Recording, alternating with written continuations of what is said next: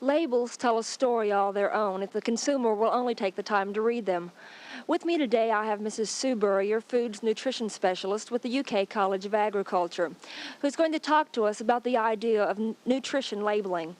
Mrs. Burrier, what is nutrition labeling and how can it help us as consumers? Nutritional labeling is the new look in labels. It's planned to help the family improve their diets.